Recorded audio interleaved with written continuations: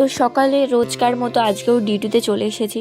আমার ডিউটি প্রতিদিনই থাকে, তো সেটা নিয়ে আর কোনো কথা হবে না। তো তারপরে চলে আসি বাড়ি। তো বাড়ি এসে আমার যে মেন ডিউটি সেটা আমি পালন করতে শুরু করে দিই, কারণ আমার রান্নাবান্নাই আমার কাছে মেন ডিউটি।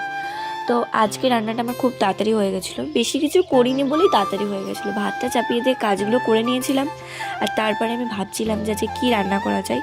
তো এখানে ভাতটা চাপিয়ে দিয়ে আমি কেটে নিয়েছিলাম বাঁধাকপি, আর কেটেছিলাম হচ্ছে কি পেঁয়াজ কলি আর আলু।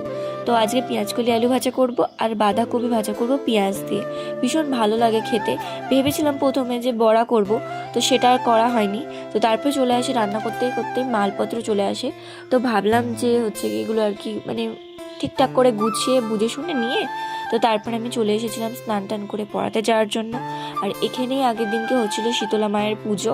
তো আমি আগের দিনকে দেখাতে পারিনি, কারণ প্রচুর ভিড় ছিল সেজন্য। তো আজকে দেখিয়ে দিলাম। আর এখানে হচ্ছে আমার স্টুডেন্ট পড়ছিল, তো ওদেরকে পড়িয়ে আমি চলে আসি আমার মানে হচ্ছে গিয়ে থার্ড ব্যাচকে পড়াতে। তো ওদেরকে আমি ছাদে পড়াই, সেহেতু পাখিরা আর কি সন্ধ্যাবেলায় ঘরে ফেরার সময় ভীষণ সুন্দর লাগে আর কি দেখতে। তো তারপরে এখানে চলে এসেছি আরেকটা স্টুডেন্টকে পড়াতে, তো দিয়ে দিয়েছিল চা। তো চা খেয়ে আজকে খাচ্ছিলাম কেক, যেটার নাম লাভ বাইট। তো টাটা।